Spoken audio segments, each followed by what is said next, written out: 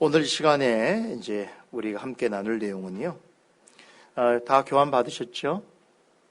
이미 공지드린 대로 집사 선초를 앞두고 재직 세미나 시간을 갖도록 하겠습니다. 오늘 그리 긴 시간이 주어지지 않습니다만 제가 여러분들과 꼭 생각해 봐야 할 중요한 이야기를 나눌 것이기 때문에 모든 분들이 귀 기울여서 잘 들으시기를 바랍니다. 오늘 제목을 개혁주의 직분자론 집사 중심으로 오늘 말씀을 전해드리려고 합니다.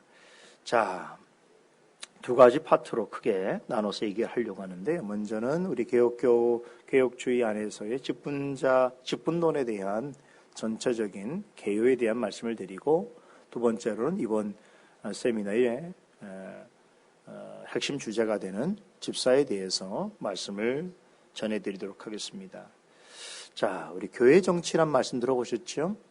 교회 정치라고 하면 다시 말해서 교회의 머리 되신 그리스도께서 이 땅에 있는 그리스도의 몸된 지교회를 어떻게 통치하시는가라고 하는 질문에 있어서 성경을 통하여 우리에게 제시된 그리스도의 교회를 통치하시는 방식이죠.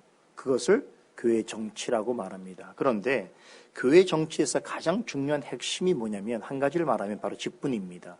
왜냐하면 머리 되신 그리스도께서 교회를 자신의 뜻으로 통치하실 때에 어떤 방식으로 하시는가 하면 어떤 꿈이나 환상으로 하지 아니하시고 그런 비상적 방식으로 하지 아니하시고 또 직접 당신께서 이 땅에 오셔서 직접 몸을 보여주시면서 직접 귀에다 뭘 말씀하시면서 하는 방식이 아니라고 성경 가르치고 있고 우리가 고백하는 신앙 고백서도 그렇게 말을 하고 있습니다.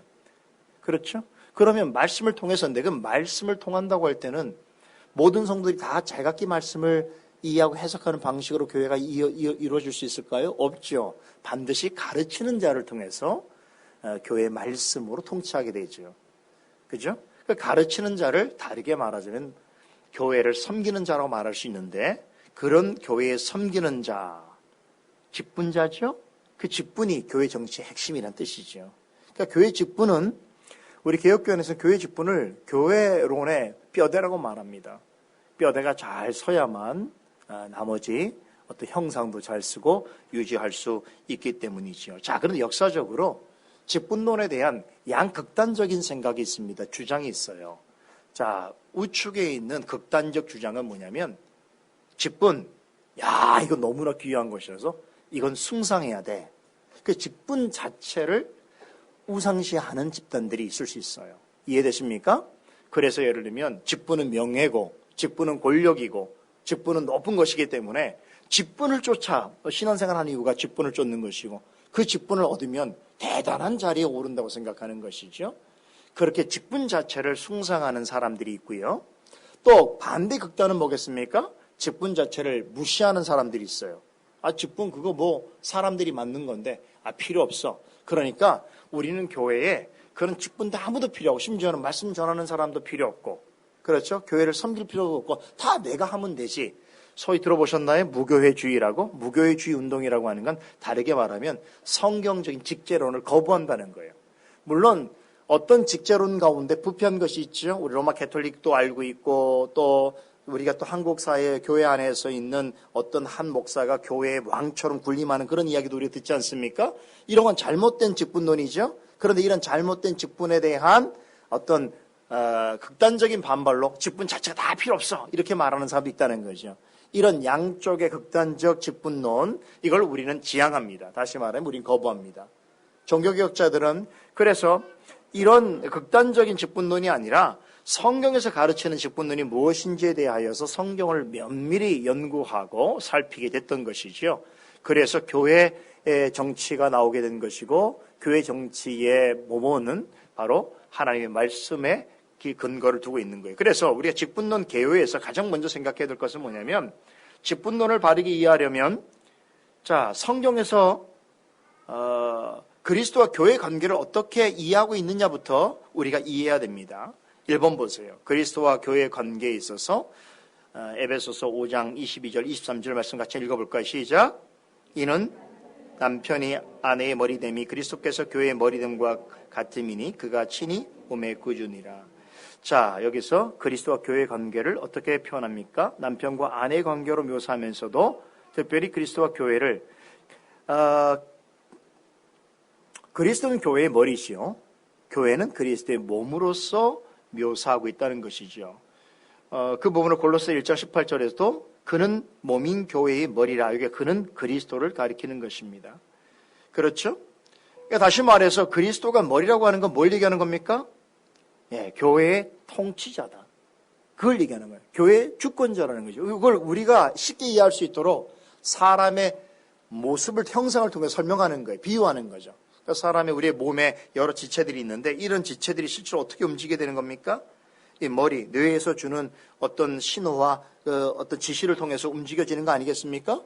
그러므로 머리는 사실은 우리의 몸 전체를 움직이는 그러한 기능을 하고 있지요. 지배자지요. 그렇죠. 주권자지요. 그렇죠. 그러한 면에 있어서 그리스도의 몸으로서의 교회는 바로 머리이신 그리스도의 다스림을 받아야 한다라고 성경은 가르치고 있는 것이죠. 자, 이것을 가르쳐서 아까 말씀드린 교회 정치라고 말하는 것인데, 두 번째 보십시다. 교회의 머리이신 그리스도께서 교회를 그럼 세워가시는 방식이 어떠한가? 자, 이 부분에 있어서는 명확합니다. 교회의 머리이신 그리스도께서는 지금 몸으로서는 인성적으로는 하나님의 우편에 계시는 것이죠. 그러나 그분은 하나님이시죠. 그래서 성령을 보내셔서 그의 영이신 성령을 통하여 그 구원의 목적을 이루어 가시는 동시에 그의 몸이라고 표현한 지상의 교회들은 어떻게 다스리시는가? 바로 직분자를 통하여서 교회를 세우신다는 거예요. 이게 개혁주의 교회론의 핵심이에요. 여기 내포된 의미가 있는데 아까 제가 설명드렸습니다만 첫 번째는 뭐냐?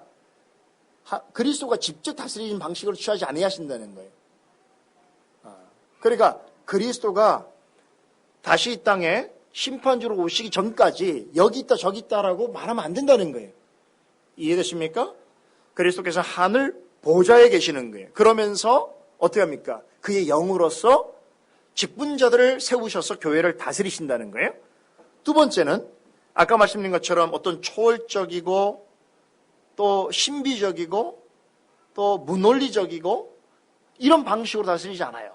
뭐 꿈과 환상과 음성 이런 것을 통하여 다스리잖아요. 물론 성경이 기록될 때는 그런 것들을 수단으로 사용하시긴 하셨어요. 그러나 그렇게 사용하신 이유는 하나님의 말씀, 계신 말씀을 기록하기 위한 목적으로 사용한 수단이었지 그 자체가 말씀을 대신할 수 있는 건 아니죠.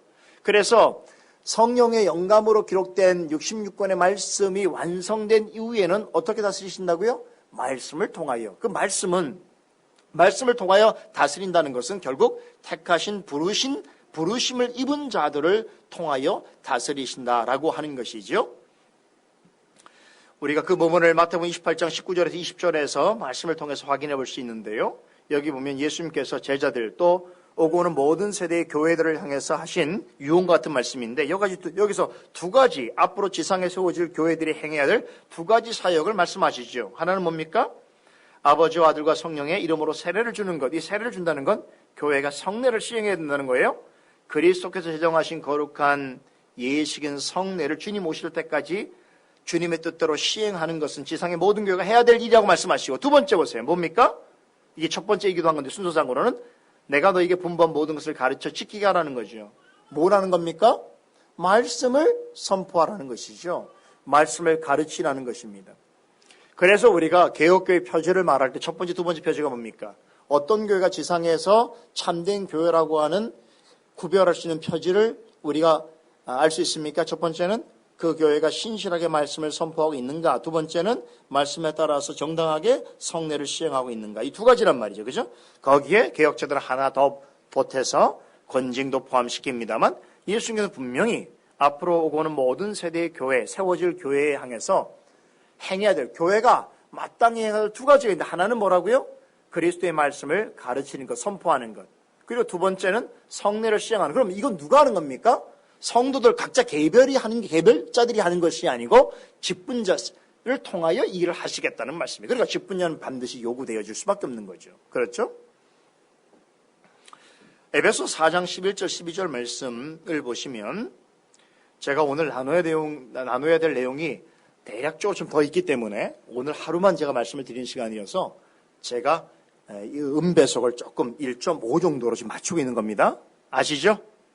그렇게 여러분들이 들으시면 됩니다. 조금 제가 빨리 말하는 것도 이유가 있어요. 천천히 말했던 여러분들이 오늘 저녁까지 저랑 같이 있을 수 있어요. 그런 참사를 피하기 위해서 제가 조금 빨리 얘기할 테니까 이해하시면서 들으세요. 에베소 4장 11절, 12절 말씀 우리 한번 읽어볼까요? 시작.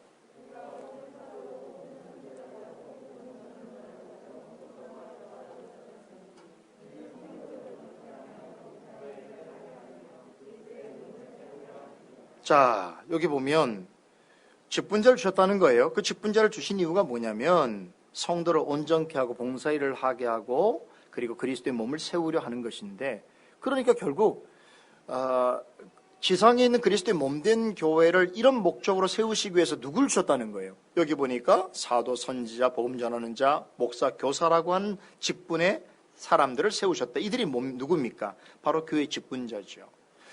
웨스트민스터 신앙고백서 30장 1항에 보면 아주 명확하게 이 부분 교회에 직분자가 필요하다는 것을 언급합니다. 같이 읽어볼까요?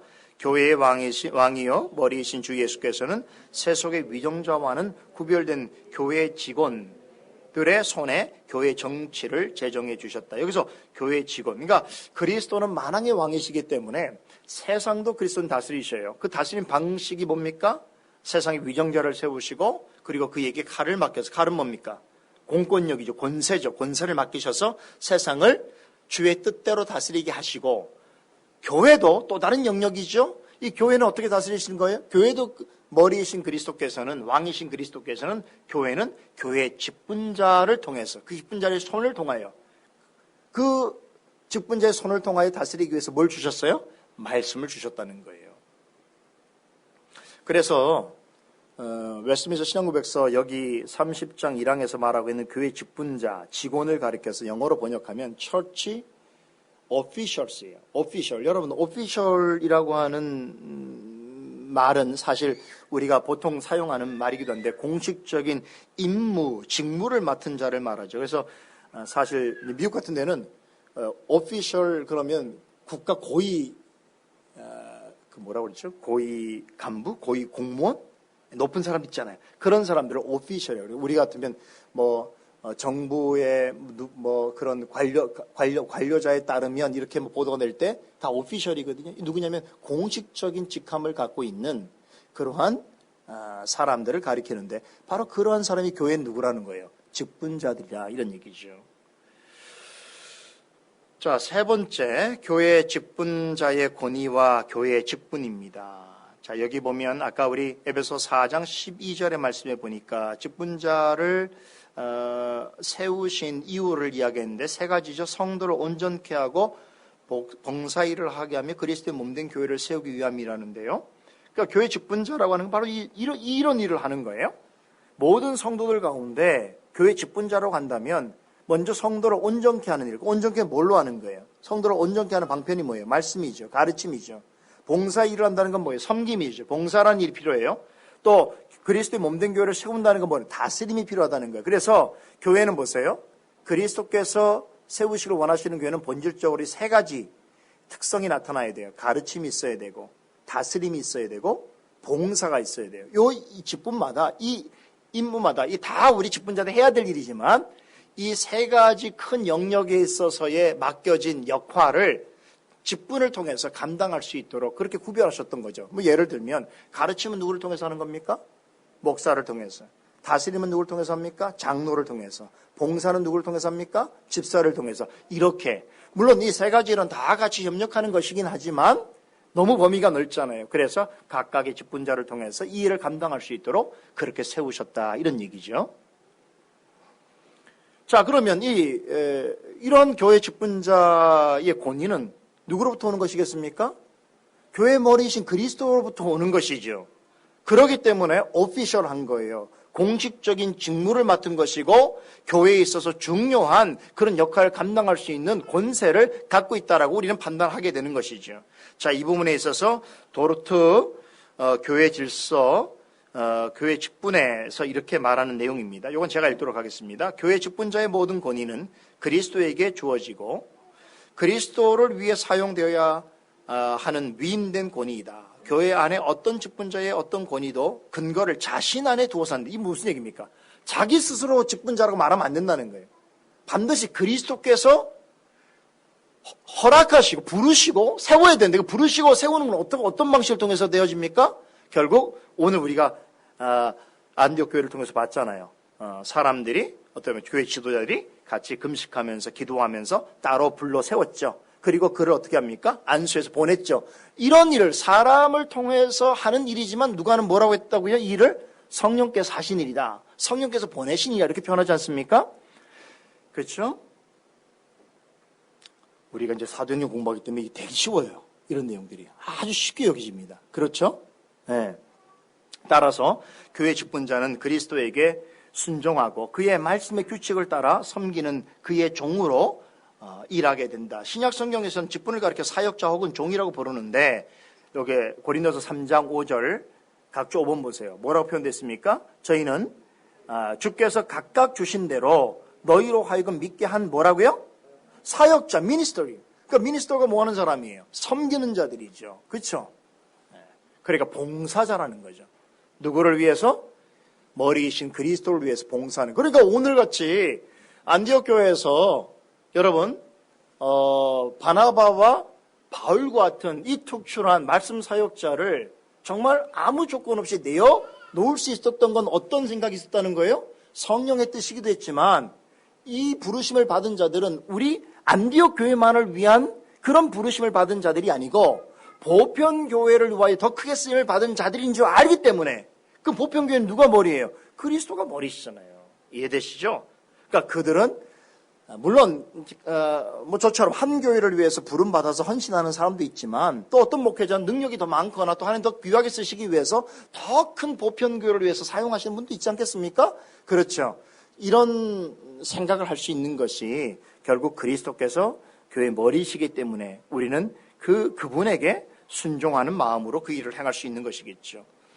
만일 교회의 직분자가 그리스도의 종의 자리를 떠나고, 어떤 경우일까요?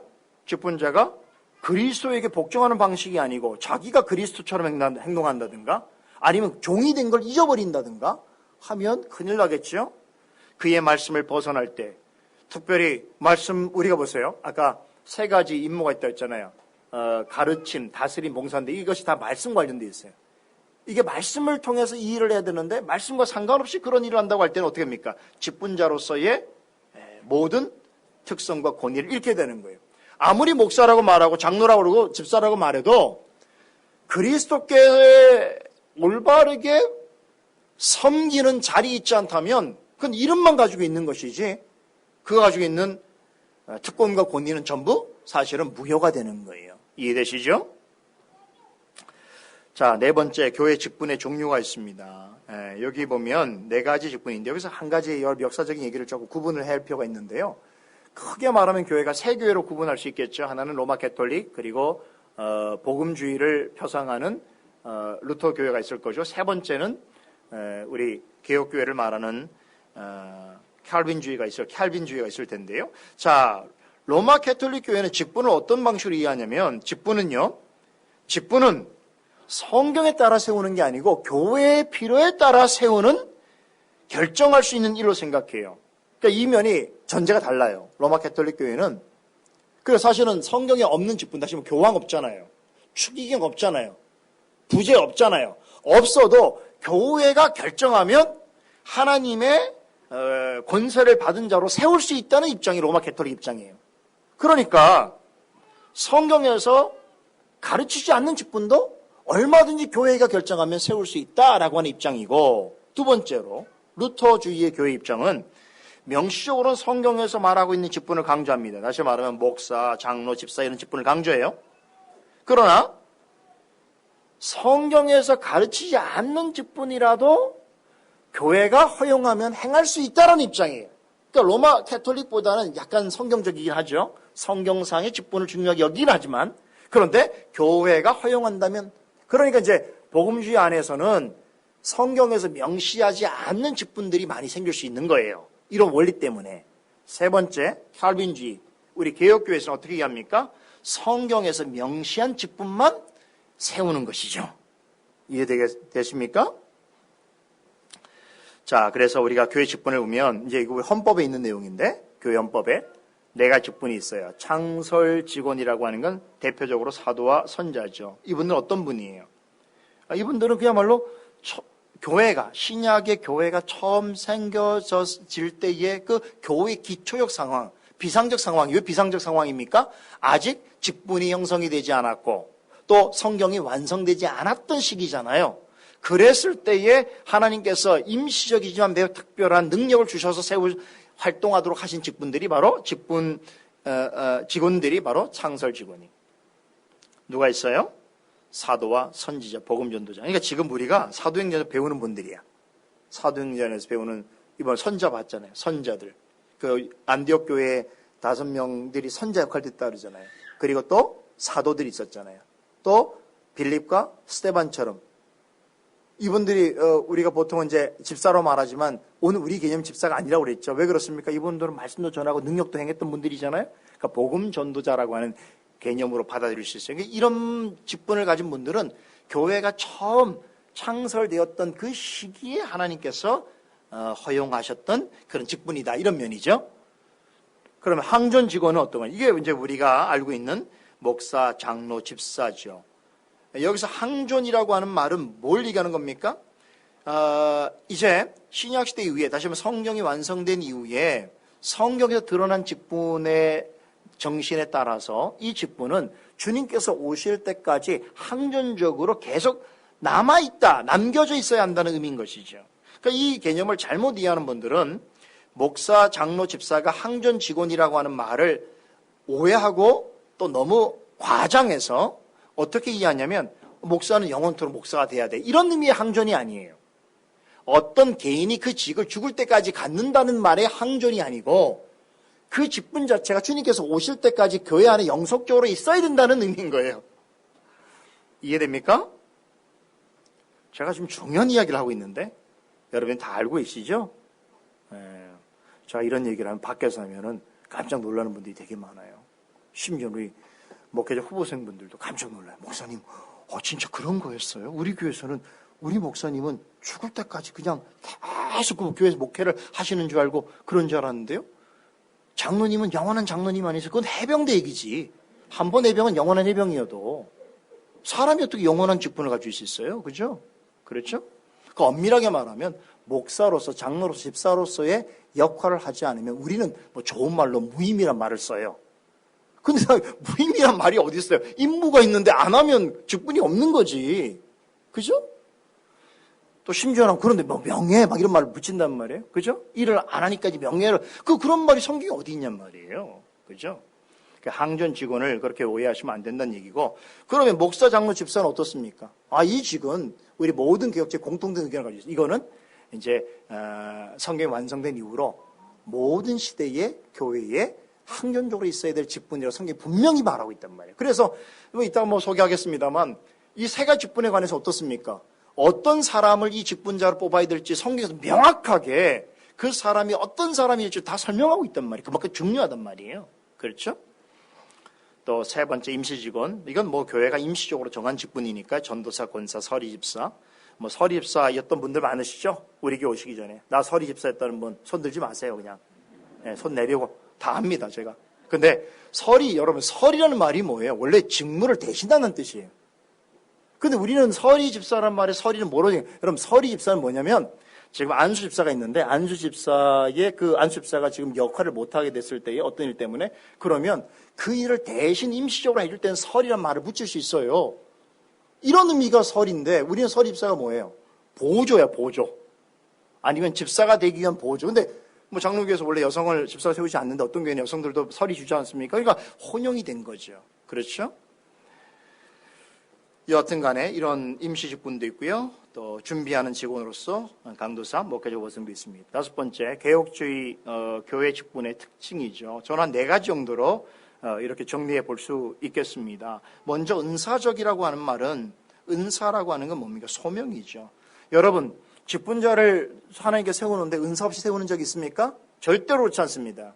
은사를 주셔야 세우는 거예요. 그러니까 그 사람이 은사를 가진 사람을 뽑으시는 거죠. 그죠? 세우시는 거죠. 그래서 여기서 은사라고 하는 건 아까 말씀드렸던 거죠. 세 가지 우리가 그리스도께서 교회에 중요하게 여기는 세 가지 내용이 있죠. 가르침, 다스림, 봉사라고 할 때 이 직분의 부르심을 받기 위한 은사를 가진 자여야 돼요. 그래서 은사적이라면. 은사가 없이 그 일을 어떻게 합니까? 두 번째, 평등적. 무슨 얘기입니까? 직분과 직분자들 사이에는 어떤 위계적, 어떤 계급적 그런 질서가 있는 게 아니라는 거예요. 이런 면을 우리가 잘 생각해야 돼요. 그렇죠? 우리가 예전에 그냥 쉽게 생각하면 교회 가면 어떻습니까? 목사님 맨 위에 있고 거기에 또 다음에 장로님 있고 거기에 또 아래에 뭐 부목사, 권사가 서로 왔다 갔다 하기도 하고 뭐 헷갈려요? 안수 집사 거 들어가나 뭐 이런 교회 있잖아요. 어디가 들어갈지 몰라. 그러니까 누가 있어. 그 다음에 또 뭡니까? 뭐 서리 집사, 또 일반 성도, 뭐 초신자 뭐 이런 식으로 그냥 이해를 하는 거예요. 그렇게. 그래서 교회를 그렇게 계급적인 사회로 구조로 이해하는 경우가 있었죠. 그렇지 않다는 거예요. 우리는 다 하나님 앞에서 다 성도이고 부르심에 따라서 소명에 따라서 직분자로 세움을 받는 건데 그러니까 목사라고 해서 무슨 사도나 선자도 아닌 것이죠. 그러나 여러분 그래서 우리 개혁주의의 직분론에 있어서 평등성이 되게 중요해요. 목사, 장로, 집사는 다 평등해요. 근데 평등하다는 걸 또 잘못 이해해서 똑같다 이해하면 안 돼요. 평등하지만 다시 말하면 우리가 모든 국민이 법 앞에 평등하다는 말을 하지만 여러분 평등하다고 그래갖고 대통령이 중요하지 않습니까? 아니잖아요. 어떤 사람은 중요한 역할을 하고 있잖아요. 그런 것처럼 우리는 하나님 앞에 다 평등하지만 어떻습니까? 맡은 역할에서는 분명히 다름과 차이가 있다는 걸 우리가 인정해야 되는 것이죠. 세 번째 대연적인 의미는 뭡니까? 이 모든 직분이 하나님의 말씀을 뭐 하는 거예요? 드러내고 전하고 그렇죠. 하는 일. 그러니까 집사 장로도 마찬가지예요. 목사님은 말로써 여러분의 말씀을 전하는 자지만 장로와 집사는 어떻습니까? 자기가 맡겨진 일로서 예를 들면 다스림을 통해서 봉사를 통해서 하나님의 말씀을 드러내는 일이기 때문에 어떤 면에서 모든 일이 다 대연적이라고 볼 수 있어요. 마지막 네 번째, 수정적이란 말은 뭡니까? 섬기는 일이란 얘기죠. 근본적으로 봉사직이에요. 봉사직. 하나님의 뜻을 받들어 섬긴다는 거죠. 주님께서도 오셔서 뭐라 하셨습니까? 나는 섬김을 받으러 온 것이 아니라 섬기러 오셨다고 하셨는데 하물며 그리스도의 종으로서 부름받은 직분자가 섬김을 받는 것이 목적이라면 큰 잘못이겠지요. 수정적이고 봉사적이라는 거죠. 그죠? 여러분 이런 정도만 대충 이렇게 좀 가르쳐도 여러분이 대충 이해해도 지금 한국 교회 안에서 직분 때문에 불거지는 이 충돌 갈등 현상이 그렇게 심각히 나타날까요? 그렇잖아요. 네, 뭐 장로 집사 되기 위해서 막 사람들이 싸운 일이 있을까요? 그거 싸워봤자 뭐가 되는 거예요? 봉사하기 위한 것이고 섬기기 위한 것인데 그러면 진짜 그렇게 섬기려고 봉사하려고 싸우는 걸까요? 이상하잖아요. 그죠? 기본적인 이해만 갖더라도 그럴 일이 없는데 참 그런 걸 보면 참 우리 시대가 이미 역사 속에서 이렇게 명확하게 직분에 대해서 가르치고 있음에도 불구하고 참 어떤 면은 무지하다. 그렇죠? 우리 교회 역사가 많은 정보를 가지고 있지만 사실은 그것을 잘 모르고 있다. 이런 생각을 하게 될 때가 있습니다. 자, 이제 본격적으로 집사에 관한 이야기를 좀 나눠보도록 하겠습니다. 자, 집사 직분. 이제 오늘 우리가 이 직분 세미나를 하는 주된 이유는 집사직을 이제 9월 마지막 주일입니다. 이미 공고했죠. 앞으로 한 달 남았어요. 한 달 후에 우리 교회 집사 직분을 선출하려고 합니다. 그 일을 앞두고 우리가 기도도 해야 되고 이제 준비를 해야 되는데 근데 뭐 집사 직분이 뭔 줄 알고 해야 되지 않겠습니까? 물론 기본적으로 우리 교회 성도님들은 그동안 제가 뭐 강조한 부분이 많기 때문에 잘 아시는 부분도 있으라고 생각됩니다만 또 여기에 우리 자녀들도 있고 또 교회로 온 지 얼마 되지 않으신 분들도 있고 또 잊어버린 분도 있고 그렇죠. 그러니까 우리가 이런 계기에 또 한번 이렇게 직분에 대해서 잘 이해하는 것이 중요하다 그런 생각을 갖고 오늘 말씀을 전해드리게 되는 것입니다. 자, 집사 직분 보십시다. 집사직 일단 첫 번째 집사직의 성경적 근거. 예. 자, 구약에는 사실 구체적인 집사라는 그 호칭이 명시되어 있지 않지요. 그렇죠? 그러면 구약에는 집사가 없습니까? 그러면 뭐 예를 들면 목사라는 직분, 목사라고 하는 호칭이 구약 시대에 없으니까 그러면 신약 시대에 아주 새롭게 생긴 그런 직분이라고 봐야 됩니까? 그렇지 않죠. 무슨 얘기냐면 구약에는 명칭은 없지만 그 집사직에 해당하는 사역은 강조되었던 것이죠. 그게 뭐겠습니까? 우리 이스라엘 백성들의 그 공동체 안에서 어떤 돕는 자에 대한 그 국률한 마음을 하나님께서 굉장히 강조하시고, 그럼 그런 자들을 한마디로 가난한 자로 표현하시는데, 거기 가난한 자가 누구예요? 과부, 고아, 소장농, 거류민, 이방인, 외국인, 레인, 이런 사람들, 그런 사람들을 가난한 자로 표현하시면서 어떻습니까? 이들을 도울 일을 그 이스라엘 공동체가 행해야 될 굉장히 중요한 사역으로 설명하시잖아요. 그럼 이 일을 위해서 누구를 세우셨어요? 레인들을 세우셨잖아요. 그렇죠? 그러니까 레인들이 하는, 물론 레인들이 하는 전부 일은 아니겠습니다만 그 중에 국률과 섬김의 사역은 앞으로 나타날 교회의 집사직에 대한 하나의 예표다, 이렇게 볼 수 있다는 것이죠. 거기에 구약과 신약의 연속성이라는 게 존재하는 것이죠. 신약 시대는 아주 구체적으로 집사직에 대한 언급이 있죠. 물론 집사직의 기원을 우리가 어떻게 볼까요? 대부분의 분들은 이제 사도행전 6장에 언급되어 있는 7명의 그 7명의 섬기는 분들을 집사 직분의 기원으로 봅니다. 맞습니다. 왜냐하면 우리가 잘 알다시피 예루살렘 교회를 보게 되면 이제 교회가 말씀으로 흥황하고 또 많은 사람들이 교회에 참여하다 보니까 전혀 생각지 못한 문제가 생겼죠. 그게 먼저 구제 문제였잖아요. 그죠? 그 구제 문제를 해결하기 위해서 사도들이 누굴 선출합니까? 7명의 국률한 사역을 행할 자들을 세우지요. 이것도 보세요. 이런 것도 오늘 아침에 제가 뭐 강설 시간에 말씀드린 것처럼 성령의 뜻이에요. 직분자를 세우는. 근데 성령의 뜻인데 성령께서 꼭 7명을 세워라, 이렇게 말씀하셔 7명을 세우는 것이 아니고 그 상황에 맞게 잘 판단해서 7명의 사람을 교회가 세우게 되는데, 그러니까 그들이 해야 될 가장 주된 일은 예루살렘 교회의 구제 사역을 행하는 거란 말이에요. 그런 의미에서 그분들을 집사직의 기운으로 볼 수 있지만 사실 아직까지는 집사직이라는 이름이 나오지 않아요. 이 일은 나중에 이 모든 일들에 대하여 신학적이고 성경적 의미를 아주 면밀하게 잘 파악한 사도 바울에 의해서, 사도 바울 선생께서 그 이후에 사역을 하면서 점차적으로 교회에 대한 이해가 더 풍성해지고 교회 조직과 교회를 세우는 일에 대한 성령 하나님의 뜻을 면밀하게 잘 알아가면서 이제 직접적으로 집사를 어떻게 세워야 하는가, 뭐 집사직이 어떤 역할을 하는 이런 것들을 잘 제시해 주게 된 것이지요.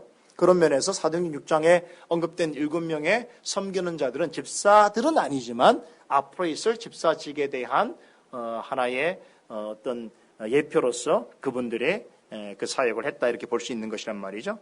자, 집사직의 어원을 잠시 보면요, 다 이게 헬라어인데요. 여기 보면 디아코네오, 디아코니아, 디아코노스. 자, 뭐 동사, 명사도 있는데 성경에 나오는, 신약 성경에 나오는 그런 헬라어입니다. 집사와 관련돼 있는데 다 이게 무슨 뜻이냐면 섬기다, 봉사하다, 그런 뜻이에요. 디아코노스는 우리가 직접 집사라고 번역하기도 하고 다른 면으로는 종, 일꾼, 청직으로도 번역을 하게 되는데요. 재밌는 것은 이 집사라고 하는 말, 특별히 집사, 이 디아코노스라고 하는 이 말의 어원을 따져보면 이게 굉장히 재미있는 뜻이 있죠. 제가 이전에 한 말씀드린 적이 있는 것 같은데, 헬라어로 보면 디아라고 하는 전치사와 콘이라고 하는 동사가 합성됐어요. 콘이라고 하는 명사 합성된 말입니다. 디아는 뭐뭇을 통하여, 영어로 through죠. 뭐뭇을 통하여. 그리고 콘은 먼지입니다. 먼지, dust. 그러니까 먼지를 통하여 질주하는, 분주하게 다니는 사람의 그 형상이죠. 그것이 바로 집사라는 말로 고착이 된 거예요. 그러면 왜 집사라는 역할을 맡은 사람이 이렇게 막 먼지를 일으키면서 돌아다닐까요? 그렇죠? 뭐 먼지 이렇게 다니면 우리한테는 참 민폐가 되는 거죠? 그런 게 아니고, 여러분 잘 아시다시피 팔레스타인은 다 먼지가 많은 곳 아닙니까? 그 맨발로 지내든지 아주 얇은 신발 신지 않습니까? 그런데 그 마당을 분주하게 다닌다는 걸 뭘 말하는 거예요? 일을 한다는 걸 말하는 것이죠. 뭔가 섬길 일을 찾는다는 거죠. 다시 말하면 주인이 종에게 뭘 시키면 종이 바삐 뭔가 마당을 막 가로질러 다니면서 일을 하는 그 모습을 연상한 단어가 바로 디아코노스예요. 이해되죠? 그러면 집사를 생각할 때 이 어원적으로도 일하는 사람이구나. 그럼 왜 일을 합니까? 봉사하게 하는 사람이구나. 섬기는 자구나라고 하는 의미가 이 어원적으로도 명확하게 드러나고 있단 말이죠. 그 영어로 이 말이 디콘이라고 하는 집사라고 하는 말로 이제 그렇게 사용되게 된 것입니다. 자, 세 번째 집사직의 역사, 변질과 회복의 역사인데요. 간단하게 말씀드리면, 자, 우리가 지금 신약 성경에 이미 집사라는 직분이 있고요. 그리고 집사는 항전직이라는 걸 우리가 알게 됐는데, 시대를 달리하면서 여기에 있어서 어떤 그 과정상에서 이해가 달라지는 일들이 나타납니다. 그러니까 서서히, 전 여기서 2세기 후라고 그랬는데, 2세기 후가 되면 우리가 지금 사도행전 1세기 교회의 역사를 배우는 거잖아요. 그죠? 그죠? 근데 1세기가 끝나고 2세기가 되면 누가 다스립니까? 교회 지도자가 됩니까? 사도들은 다 죽죠? 속사도들이죠?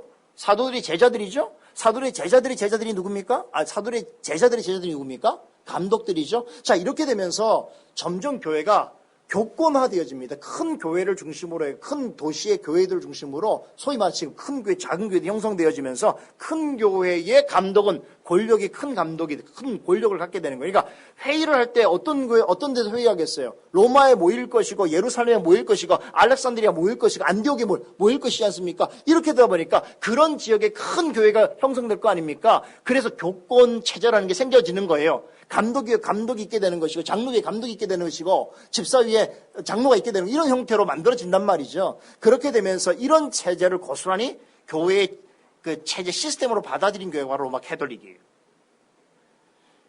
그래서 로마 캐톨릭 교회가 이제 역사 속에 나오게 되면서 사실 아까 말씀드린 것처럼 캐톨릭이라는 말은 우주적이고 또 전 세계적인 의미라는 그런 뜻이 있다고 그랬죠. 이건 뭘 얘기하는 겁니까? 그리스도께서 다스린다는 의미인데 로마 캐톨릭 교회에서는 캐톨릭이라는 그 개념을 받아들여서 그 단어를 어떻게 차용했죠? 어떻게 오용했죠? 이 말을 그리스도의 대리자인 교황이 전 세계 교회를 다스린다는 말로 그렇게 오독해버린 거예요. 사실 굉장히 큰 문제예요. 그러니까 죄송한 얘기지만 로마 캐톨릭 교회의 그 시작부터 사실은 저는 이 시작하면서 우리가 뭐 가기 시작하면 간판부터 하는 거 아니겠어요? 교회를 시작하면 간판을 달았는데 간판 자체가 잘못된 거야. 이해돼요? 그러니까 사도신경 같은 경우도 로마 캐톨릭 교회에서 사도신경에 아까 얘기했던 거룩한 공예를 우린 분명히 A Holy Catholic Church라고 번역을 해야 되는데 거기에 캐톨릭 처치라는 말이 나왔기 때문에 이게 우리의 유산이다. 이렇게 말하는 건 너무 생뚱맞은 전혀 어떻게 이해를 해야 될지 모르는 그렇죠? 뜬금없는 주장이 돼버리죠. 그렇게 하는 이유가 뭐냐면 이제 교권을 강화시키기 위한 목적인데 그러다 보니까 여러분 중세시대에 가게 되면 로마 캐톨릭 교회가 중세로 가는 거 아닙니까? 거기 주류 교회가 된 로마 캐톨릭 교회 안에서의 직분자는 어떻게 되겠어요? 철저하게 위계적이겠죠. 그렇죠. 직분이 있는 방식이겠죠. 그러다 보니까 집사는 어떤 직분이냐면 초대교회만의 직분이 어떤 직분이에요? 별도로 섬기는 자로서의 직분이어야 되는데 로마 교회를 가면 어떻습니까? 누굴 섬깁니까? 긍휼과 자비를 베푸는 그런 섬김의 공식적인 섬김이 아니고 추기경과 사죄를 섬기는 자가 돼버리는 거죠. 이해됩니까? 이걸 이제 부제라고 하고요. 그릭 정교에서는 보제라고 말을 하는데, 그러니까 집사직의 참된 의미가 이제 훼손된 거죠. 그러니까 교회 안에서 별도의 아까 가르침, 다스림, 봉사라고 하는 이 중요한 봉사라고 하는 직을 어떻게 보면은 주도하는 그런 역할을 집사가 해야 되는데 집사가 그런 일을 하지 않고 지금 뭘 하는 거예요? 어떤 사람, 종교 지도자들의 거기에 종속된 자로서 그들을 섬기는 자가 돼버렸단 말이에요. 이해되시죠? 그 변질란 말이에요. 제가 볼 때는. 그래서 이런 직분에 있어서 종교개혁자들이 말씀으로 다시 직분론을 어떻게 합니까? 성경적으로 회복하는 역사가 종교개혁 시대에 나타납니다. 그래서 우리가 잘 아는 칼빈과 또 그 외에 많은 종교개혁자들은요. 어떻게 하면 성경적 가르침에 따라서 직분의 본래의 의미와 목적을 회복시키죠. 그래서 뭐 목사는 목사대로 장로는 장로대로 그리고 집사는 자비와 구제의 사역을 전적으로 행할 수 있도록 그렇게 합니다. 그래서 칼빈 같은 경우는 두 종류의 집사직을 회복시켰는데 하나는 뭐냐면 원래 집사직은 뭐였다고요? 로마 가톨릭 교회에서는 집사직은 사제를 섬기는 자예요. 그죠? 근데 그런 것이 집사의 본래의 임무가 아니고 뭐였다는 거예요. 첫 번째는 가난한 자를 돌보는 것, 두 번째는 병자를 돌보는 것. 근데 병자를 돌보는 건 다 그때는 우리처럼 병원이 없는 일이고 교회가 그런 일들을 해야 되니까 이게 중요했었는데 이제 의학이 발달되고 또 국가가 어떤 기능을 할 수 있는 그런 사회가 되어지면서 이 병자를 돌보는 일들은 서서히 어떻게 됩니까? 사회의 몫으로 돌아가는 거예요. 교회 몫이 아니고. 그러니까 교회는 가난한 자를, 교회와 관계된 자들을 돌보는 그런 사역에 이제 집사의 사역으로서 고유하게 남게 되어집니다. 아시겠죠? 제가 짧은 시간에 지금 많은 얘기를 하고 있는 거예요. 그 여백이 되게 많은 얘기가 있어요. 이런 얘기는 여러분이 앞으로 조금씩 이제 차츰차츰 배우시면 되겠고요. 자, 네 번째 보십시다. 이제 집사의 자격입니다. 그럼 어떤 사람을 집사로 세워야 하는가라고 했을 때 놀라운 건 뭐냐면, 야, 이거 정말 놀랍죠. 여기 보세요. 성경 가르치는 자격인데 여기 보면 성경에 보면요, 신약 성경에 세 직분에 관해서 목사 장로. 근데 목사 장로를 감독이란 말과 같이 썼기 때문에 감독은 목사 장로를 얘기해요. 그러니까 여러분 목사의 교회 직분의 이름은 사실 장로입니다. 목사도 장로인 거예요. 그래서 장로는 감독이기도 하고, 그래서 성경에 감독의 그 자격에 관해서 하는 말씀과 이거는 목사 장로에게 다 해당되고요. 그 다음에 집사에 대해서 별도로 말하죠. 그런데 보세요, 성경에 집사직이라고 해갖고 여러분 그냥 대충 말하지 않습니다. 우리는 그냥 집사 그러면 목사, 장로 아래에 있는 사람 정도로 생각하는 그 정말 잘못된 인식이 가지고 있는데, 여러분 보세요. 집사의 자격은 성경에 얼마나 구체적으로 말하고 있는지 몰라요. 목사, 장로만큼이나 그렇게 중요하게 평가하고 있단 말이죠.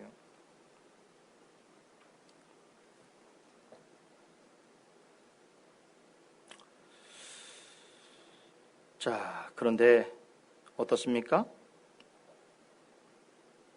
이렇게 여기 사도행전부터 시작을 해서 디모데전서, 디모데 또 디도서까지 성경 신약성 여러 곳에 집사의 자격에 관한 가르침이 언급되고 있습니다. 그래서 그것을 하나하나 다 정리를 해보니까 한 16가지 정도로 이렇게 구분을 해볼 수 있겠습니다.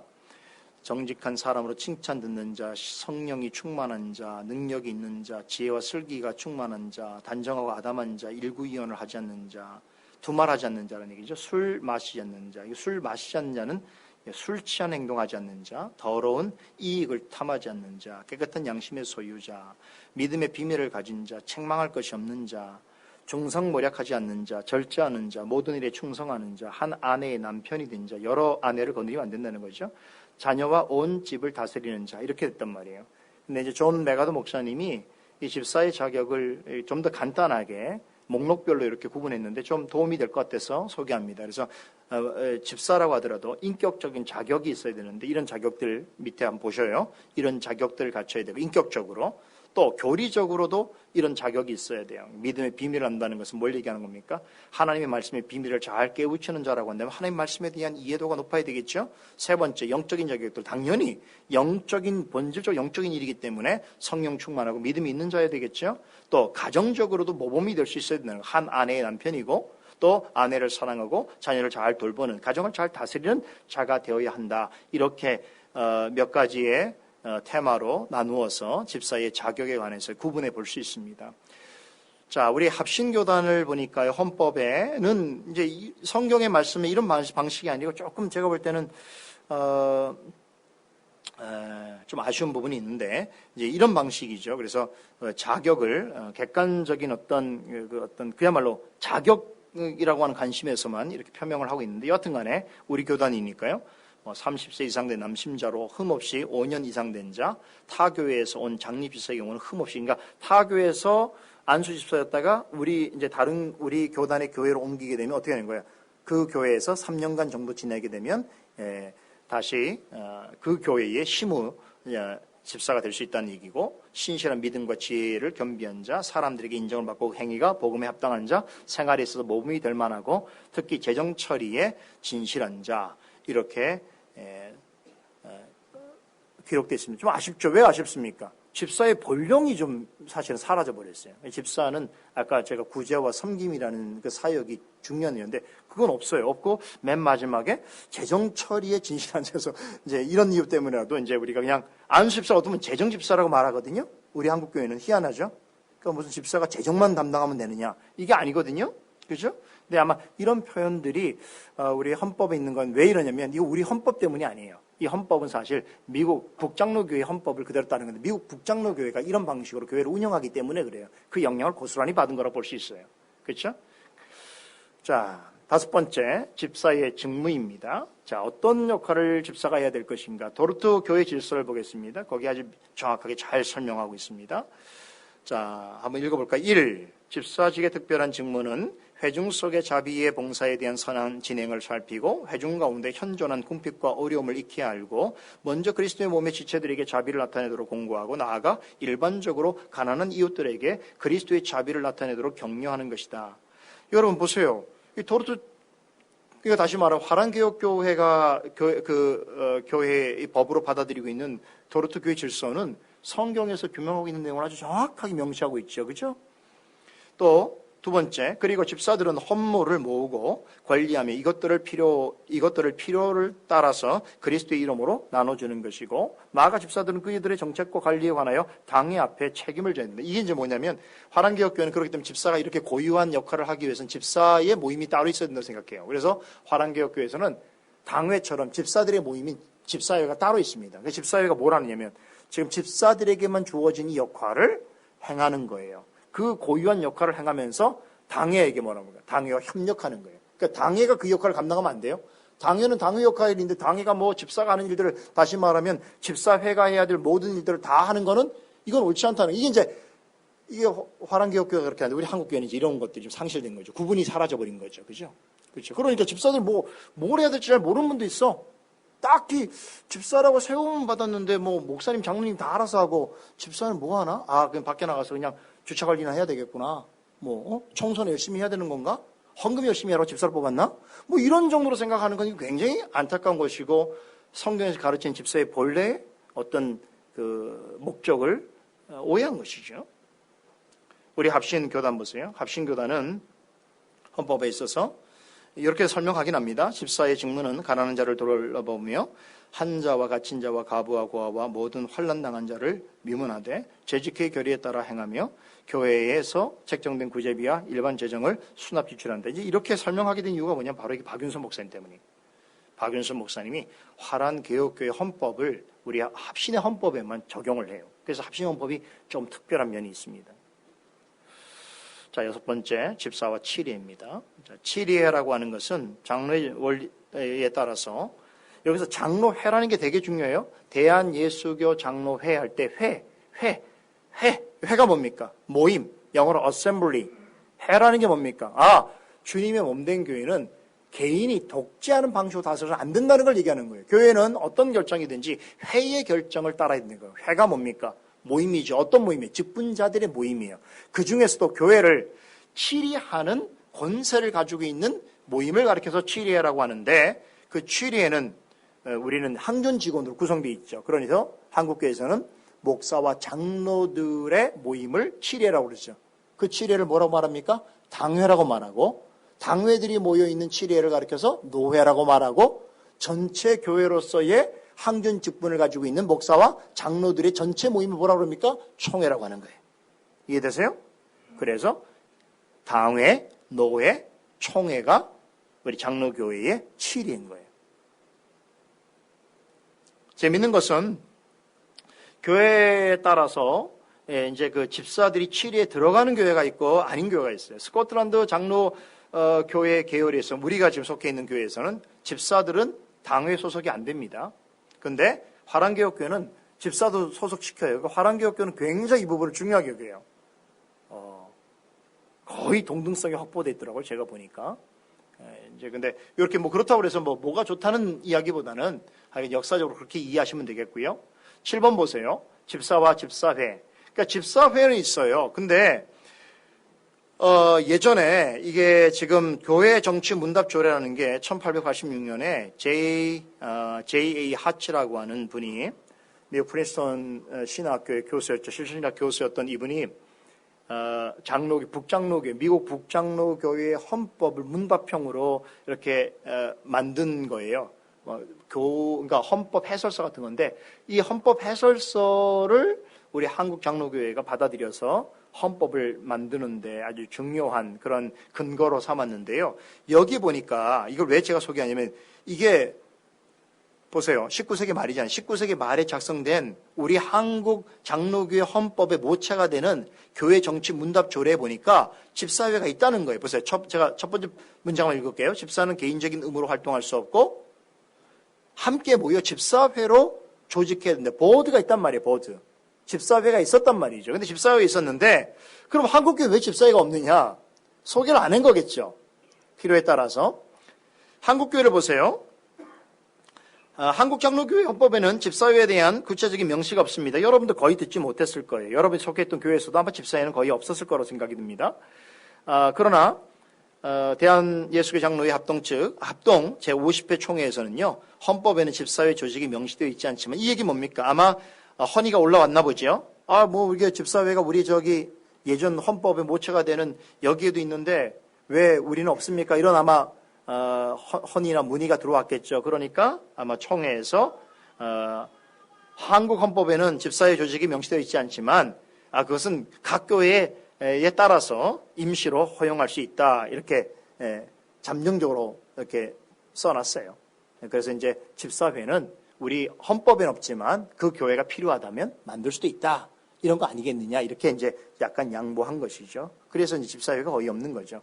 자, 8번째 이제 집사와 집사회 보면 그래서 제가 우리 교회 집사회 만들자고 하는 게 아닙니다. 우리 헌법엔 집사회가 없기 때문에 그리고 굳이 없는데 일부러 만들어서 할 만큼의 그런 일들이 있느냐 이런 부분은 우리가 다르게 생각해 봐야 될 것이고 하여간 집사직이 매우 중요하다는 걸 제가 있는 그대로 말씀을 드리는 거예요. 사심 없이. 집사와 재직회를 보면 재직회군요. 집사와 재직회.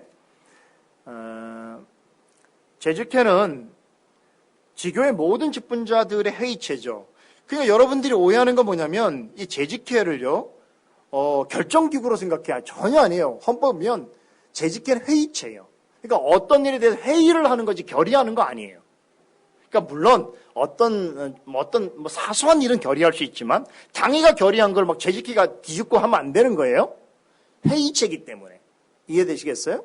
네, 근데 한국에서는 그렇게 생각하지 않아요. 그래서 많은 교회들이 당회 결정을 쉽게 하면 당회가 여당이야. 그러면 야당이 재직회가 돼갖고 반대해야 돼. 그래요? 여당이 뭔가 이렇게 내놓으면 그거를 한사코 야당이 반대해서 뒤집어 엎듯이 그런 인식을 가지고 있는 아주 잘못 배운 분들이 많아요. 참 희한하죠? 어떻게 했길래 장로도 마찬가지예요. 우리 장로 보니까 우리는 미국 북장로교회의 헌법을 따라서 장로를 어떻게 묘사하고 있냐면 성도들의 대표로 표현해요. 이 표현은 사실 문제가 좀 있어요. 그러니까 성도들이 대표라는 표현을 여러분들이 그냥 들으면 어떻게 생각해요? 우리 장로는 교회 전체 성도들이 또 투표해서 뽑은 사람이고 저 목사는 어떤 사람이에요? 그냥 온 사람이 굴러들어온 돌이야. 그러니까 굴러들어온 돌인데 마음에 안 들어. 그러면 있는 돌이 어떻게든 빼내야 될 거 아니에요. 그러니까 장로들이 우리가 교인들을 대표하는 사람이니까 하고 목사하고의 어떤 갈등을 정당화하는 그런 개념으로서 성도들이 대표라는 그런 주장을 하는 분들이 있어요. 전혀 잘못 이해하는 거예요. 아니란 말이에요. 왜? 아까 말씀드렸잖아요. 우리는 수종직이잖아요. 대연직이고 협력해야 되잖아요. 그죠? 부르심과 소명에서 다른 것이지 서로 싸우라고 있는 게 아니잖아요. 그죠? 그 장로교회를 어떤 사람들은 장로들이 목사 쫓아내는 교회, 목사하고 싸우는 교회, 그렇게 농담으로 하는 사람들이 사실 있어요. 교회 성경뿐만 아니라 교회의 정치에 대한 몰리에가 가져온 정말 비극이죠. 큰 불행이죠. 재직해도 여러분은 회의체로서 있다 이렇게 보시면 되겠고요. 자, 그 다음에 집사를 세우는 절차와 서약을 보겠습니다. 이제 집사를 세울 때 어떻게 하느냐면요. 성경에 나타난 내용을 우리가 법적 형식으로 만든 것인데 먼저 피택을 해야 되겠죠. 피택하려면 어떻게 해야 됩니까? 그분이 은사가 있는 분인지를 이제 스스로 생각해야 돼. 내가. 대상은 되는 거예요. 내가. 다시 말하면 내가 우리 교회에서 온 지 5년이 넘었어. 그리고 나는 우리 교회 집사직으로 선출될 수 있는 자격, 외적 자격은 가지고 있어. 그러나 어떻게 합니까? 내가 은사를 생각해야죠. 내가 집사로서의 그런 부르심이 있는가라는 은사를 스스로 생각하고, 그리고 개인 소명만 아니고, 그건 개인이 생각하는 거고, 교회가 그 소명을 확인해야 되겠죠. 그 확인하는 과정이 뭘까요? 부르심이야. 개인은 부르심을 받다고 생각하는데 교회가 아니라고 할 수 있는 거 아니겠어요? 그렇죠. 그게 뭘 통해 나타나는 거겠어요? 예, 선거를 통해 나타나는 거겠죠. 그죠? 그래서 이게 잘 맞는 게 중요해요. 잘 맞아야 돼요. 또 부르심의 때가 있어요. 내가 지금 부르심을 받고 싶지만 난 받을 수 있다고 생각하지만 주님께서 허락하지 않으시면 지금 받을 수 없는 것이고, 또 내가 미처 생각하지 않았는데 속으로는 나는 안 됐으면 좋겠다고 생각했는데도 부르심을 받을 수도 있는 거예요. 그렇잖아요. 예, 그래서 이제 이런 과정들이 있습니다만 여하튼 간에 먼저 개인의 은사를 확인해야 되고, 나아가서 또 교회의 외적인 소명의 부르심을 받는, 이게 선거입니다. 선거를 하게 되고, 그리고 나서 선거를 하게 되면 어떻게 됩니까? 피택된 거죠? 그 교회 집사로서 3분의 2가 넘으면 된 거죠. 그러면 이제 교육기간이 있습니다. 뭐 한 6개월 정도 있다고 하지만 뭐 하여간 우리 교회는 자율적으로 제가 합니다. 그래서 교육을 하고 나서 어떻게 합니까? 이제 임직식을 하죠. 임직식 할 때 어떻습니까? 이거는 정말 교회의 예식으로 하는 거예요. 임직식은. 다시 말하면 이 직분은, 그러니까 임직식 하기 전에는 집사이 아니에요. 후보생이에요. 후보생. 임직을 해야만, 다시 말하면 그 임직식을 통해서 그 사람에게 안수하고 그 사실을 교회 앞에 공고해야만 그분은 그 역할을, 그 직분을 행할 수 있게 되는 거예요. 자, 여기 중요한 게 있습니다. 집사직을 우리가 세울 때에 뭘 선언합니까? 여기는 우리 좀 잘하신 내용이죠. 5가지 내용인데 신구약 성경 하나의 말씀인 줄 알고 유일한 법칙으로 받아들인다는 거. 두 번째 보세요. 우리 교회의 신앙고백인 표준문서인 웨스트민스터 신앙고백서, 그리고 또 뭐예요? 세 번째로는 웨스트민스터 교회 정치, 그다음에 예배 모임, 그것을 정당한 것으로 받아들인다는 고백을 해야 돼요. 이 얘기를 제가 하고 싶은 이유, 이 얘기를 여러분들 말씀드린 이유가 뭘까요? 직분자는 직분을 받았다고 해서 그거 끝나면 안 돼요. 이제 그때부터는 정말 성실해야 돼. 근데 어떤 교회는 이상하게 직분을 받기 전까지만 성실해. 큰 교회, 그런 교회 많잖아요? 제가 옛날에 속해있던 교회도 꽤 큰 교회였는데요.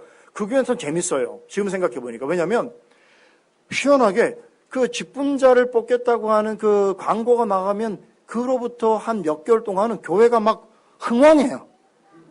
심지어 새벽 예배도 막 와, 사람들이. 자기가 직분자 대상인데 가족까지 데려와. 그리고 안 하던 행동을 해. 뭐냐면 저기 가서 봉사해. 뭡니까? 희한한 게요. 큰 교회에서는 그 처리되면 선거철처럼 어디로 가는 줄 알아요? 대부분 보면 주차 관리로 나가요. 왜 그런가 보니까 그때 사람을 가장 많이 만날 수 있는 거예요. 그렇죠? 내가 누굽니다. 내가 이런 식이란 말이지. 근데 큰 교회에서는 그 사람이 누군지 아나? 여러분 어떻게 뽑는지 알아요? 큰 교회에서는 집사를? 예를 들면 한 10,000명 교회에서 집사 어떻게 뽑겠습니까? 한 20명, 30명 한꺼번에 뽑는데 그 사람 어떻게 알아요?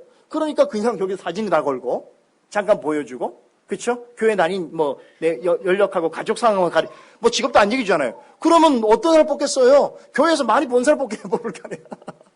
인기 투표죠. 그런 방식으로는 직분자를 올바르게 뽑을 수가 없잖아요. 우리 교회 인기 투표하면 누가 1등 하겠어요? 예? 우리 교회 인기 투표하면은 정대문 집사님 되겠습니까?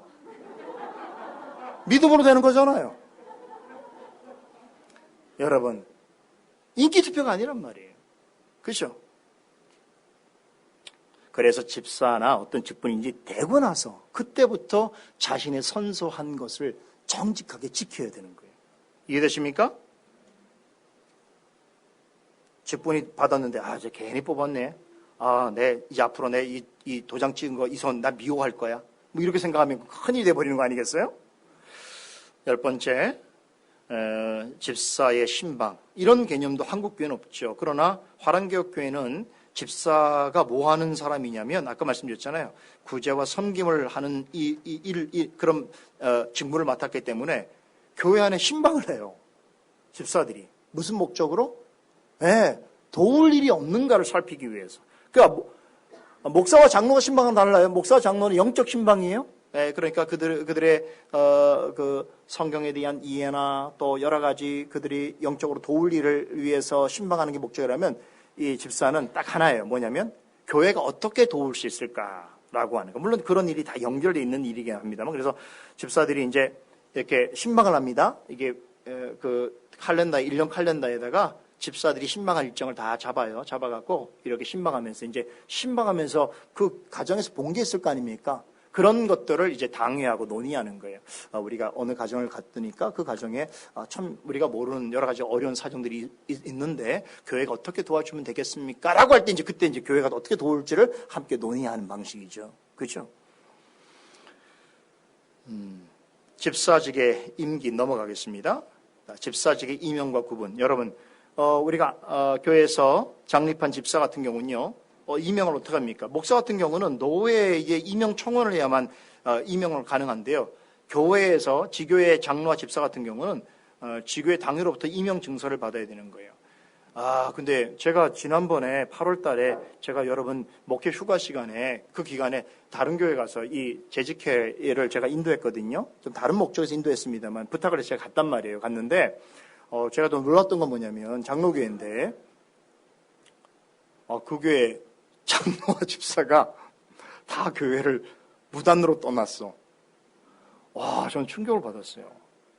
교회를, 장로인데 집사인데 교회를 임명 증서도 없고 성도 인사도 안 하고 떠나버린 거예요. 목사님은 전혀 긍긍할 수밖에 없는 거야. 성도는 쉬쉬하고 있는 거야. 그럼 왜 떠났습니까? 물어보니까 뭐 사정은 얘기했는데 제가 볼 때는 합당한 일이 아니에요. 집사 같은 경우는 교회에 오는 거리가 멀어졌다는 거예요. 이사를 가서. 자기가 살던 곳에서 조금 멀리 갔기 때문에 이 교회를 못 나오겠다는 거예요. 그 다른 교회로 갔다는 거예요. 그 장로는 왜 그러냐고 그랬더니까 교회 안에 어떤 사람하고 갈등이 가족 간에까지 있는데 가족의 갈등이 있어서 자신이 오게 되면 그 성도가 어려우니까 교회를 안 나온다는 거예요. 세상에 어떻게 이런 일이.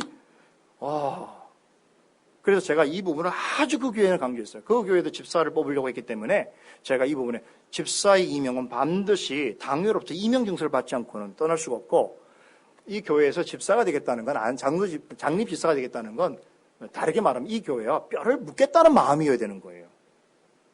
일반 성도처럼 뭐 좀 다니다가 내가 마음에 안 들면 떠나고 좀 어려움 짐이 있으면 뭐 교회 안 나오고 이런 정도는 이건 하나님 옆에 직분자라고 말할 수 없는 일이죠. 이해되십니까? 그런 사람은 아예 직분자 되면 안 돼요. 뭐 마음속에 나는 뭐 우리 교회 좀 어려워지면 떠나고 뭐 형편이 어려우면 떠나고 물론 이런 경우는 있어요. 예를 들면 그 직업상 어떤 특별한 사정 때문에 뭐 장기간 어디를 가야 된다든가 뭐 교회가 다 이해할 수 있는 일이 있잖아요. 그런 경우에는 이제 나오겠습니다. 휴직도 가능하고 무직도 가능합니다. 그러나 적어도 이 교회에서 항존 직분을 얻는 사람이라고 한다면 이 교회와 뼈를 묻겠다라는 마음을 갖지 않고는 여러분 그런 사람은 직분자로 뽑아서 안 되고 스스로도 업혀도 피택돼도 저는 안 됩니다라고 얘기를 해야 되는 거예요. 그런 경우는 엄청난 교회에 사실은 어려움을 끼치게 되는 거죠. 근데 내가 들어보니까 그 교회에 왜 그러니까 목사님 잘 들어보니까 그 교회에 앞서서 이런 배움을 전혀 안 가졌다는 거예요. 직분자가 어떻게 선출되었는지 그 처음으로 직분 재직회를 이 세미나를 저한테 부탁해서 제가 가서 하게 된 거예요. 그러니까 이제 그 참여하신 분들은 되게 열심히 듣고 잘 하겠다고 그렇게 다짐을 하더만요. 자, 집사 구분을 보세요.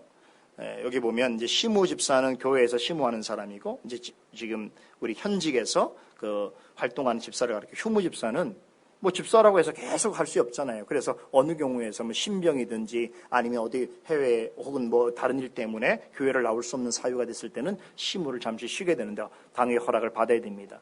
무임 집사는 뭡니까? 예, 집사로는 삐뚤건 됐는데 취임을 못했어요. 그래서 집사라고 말을 할 수 있지만 일을 못하고 있어요. 그런 사람은 무임이 되는 거예요. 그렇죠?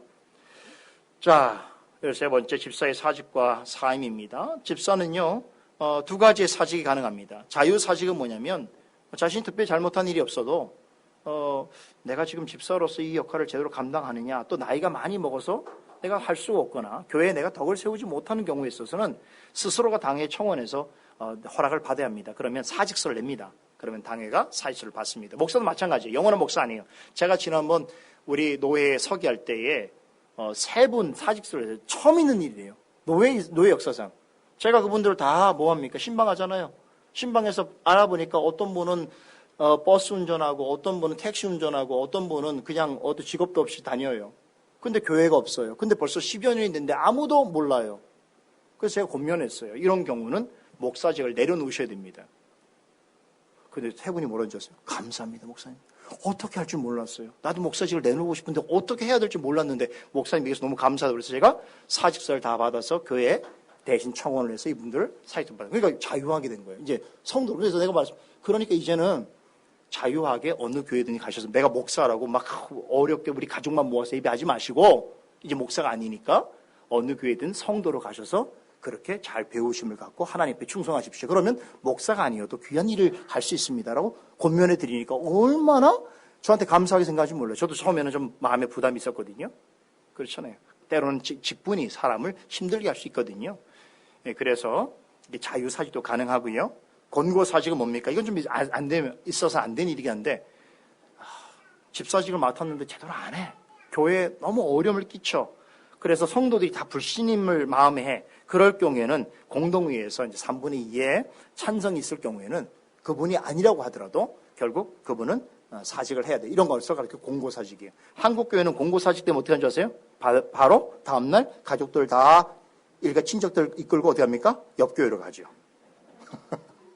그 교회 남는 사람이 없죠. 그렇죠. 그렇게 되면 안 되겠죠.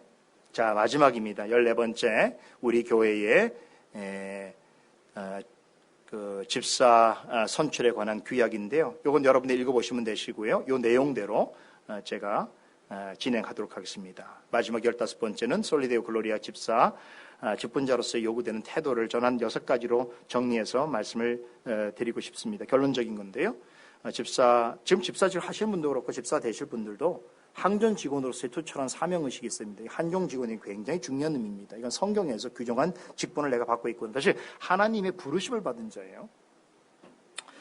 이런 경우도 있을 수 있어요. 집사 직분을 잘 감당하시다가 지금은 장로라고 생각을 못했는데 집사 직분을 받아서 하다 보면 이제 그분의 은사와 그분의 능력을 교회가 확인하게 돼요.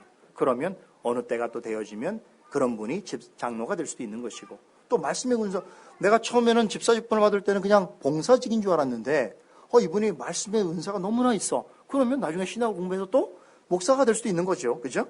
근데 중요한 건 항전 직분자로서 있다는 게 굉장히 중요한 것이고요. 두 번째는 성령과 지혜와 믿음이 충만해야 됩니다. 직분자가 일반 성도 같은 경우는 그렇지 않아도 업앤다운 있어도 다 이해하지만 교회 직분자가 성령과 지혜와 믿음이 충만하지 않은 상태에 늘 있다 그러면 개인뿐만 아니라 교회가 큰 시험을 얻게 되지요. 그리고 하나님과 사람 앞에서도 늘 칭찬받는 그런 성도가 되어야 되겠고요. 세 번째는 말씀드린 대로 자비와 긍휼의 사역을 위한 청직입니다. 이를 위해서 특별히 맡기셨기 때문에 집사는 이런 마음이 있어야 돼요. 그 성도를 돌아보는 마음, 긍휼히 여기는 마음, 누군가를 좀 이렇게 돕고 잘 세워주기 위한 마음을 가져야 됩니다. 네 번째는 집사는 예배와 성례에 대한 이런 부분들에 있어서 이제 뭡니까? 우리 레이 보면 알잖아요. 레이들이 뭐 했습니까? 제사장을 잘 보필하잖아요. 그 낮아서 보필하는 게 아니에요. 제사장이 종이라서 보필하는 게 제사장이 하는 일이 너무 중요한 일이기 때문에 그 제사장이 혼자 할 수 없기 때문에 그 일을 잘 준비해 줬단 말이죠. 그런 마음으로 예배와 성례에 그런 준비자도 역할을 하셔야 되고요. 또 목사와 장로, 당회죠. 당회를 아까 말씀드린 것처럼 막 서로 재직하든 집사이든 서로가 늘 야당 여당 이런 식으로 생각하면 안 되고 협력하여 서로 돕는 그런 평등하면서도 또 어떻습니까? 자기의 부르심과 직무를 잘 이해해서 서로 맡겨진 일에 충성하는 그런 사람이 되어야 될 것이고 마지막 6번째는 전반적으로 이제 장립집사가 되면 교회 재정에 관해서 맡게 되는 것입니다. 교회 재정. 근데 이건 되게 중요한 부분이죠. 한국 교회에서는 이제 교회 재정을 맡는 것이 매우 중요한 일이기 때문에 집사들에게 집사 되시는 분들에게 반드시 예를 들면 이제 11조 같은 걸 요구합니다. 저희 교회는 11조를 제가 강제로 요구하는 건 아닙니다만 그러나 기본적인 헌금 생활도 하지 않고 그렇죠. 10의 1조에 관한 그런 어떤 헌신도 없는데 헌금을 개수하고 다른 성도들의 삶의 그 가정 형편을 돌아본다는 건 이건 어폐가 있어요. 이해되시죠? 그래서 장립집사는 반드시 헌금 생활도 모범적으로 해야 되는데 이게 왜 중요하냐면 여러분 돈을 다룬다는 게 얼마나 중요한지 몰라요. 왜냐하면 성도들이 내는 헌금을 보게 되면 그 성도의 삶의 형편을 알게 돼요.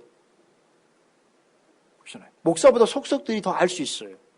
그래서 이런 정도의 어떤 사명감과 어떤 그 믿음이 없으면 어떻게 됩니까? 오히려 시험을 받게 될 수도 있어요. 이해되시죠? 그래서 이 재정에 있어서 아주 뚜렷해야 돼요. 그럼 재정이 뚜렷하면 뭡니까? 너무 빈곤하면 안 돼, 자신이. 너무 빈곤해서 나는 재정하고는 전혀 가까이 가면 안 돼요 라는 사람은 집사하면 안 됩니다. 재정을 다루더라도 늘 여유 있는 마음을 가지고 재정을 다뤄야 됩니다. 그리고 제방교회 행사에 대해서 모범적으로 섬기고 또 봉사하는 그런 역할을 장로들, 우리 집사분들이 감당해야 될 것입니다. 자, 잘 들으셨죠? 오랜만에 이렇게 또 정리하니까 좋죠? 그렇죠? 네. 우리 교회적으로 이제 역사적으로 두 번째로 우리가 집사직을 이제 우리가 선출하는 그러한 일인 만큼 매우 중요한 일이고 또 앞으로 우리 교회가 이제 예배당을 옮기는 일에 있어서도 또 함께 우리가 힘있게 나아가야 되는 데 있어서 하나님께서 우리에게 주신 기회라고 생각합니다. 이제부터 한 달 동안 우리 같이 기도하시고요. 우리 대상자 되시는 남성도님은 다 기도하셔야 돼요.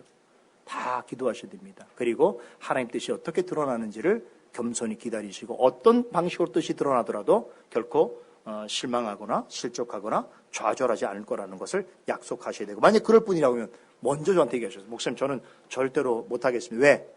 나는 그 결과에 대해서 저는 그 결과 만약에 내가 원하는 결과 안 나오면 교회 안 나올 것 같습니다. 그러면 그럼 하지 마세요. 이렇게 제가 말해야죠. 그러면 그냥 기다리세요. 이렇게 하겠죠. 그죠? 그런 것들을 잘 여러분 생각하셔서 하나님 뜻 가운데 이루어지기를 바랍니다. 우리 같이 오늘 내용 생각하셔서 우리 집사직분 선출을 위한 이런 기본적인 이해를 했기 때문에 이해를 통해서 교회가 더 아름답게 설 수 있는 기회가 될 수 있도록 우리 함께 기도하고 오늘 모든 시간을 마치도록 하겠습니다. 우리 함께 기도하십시다.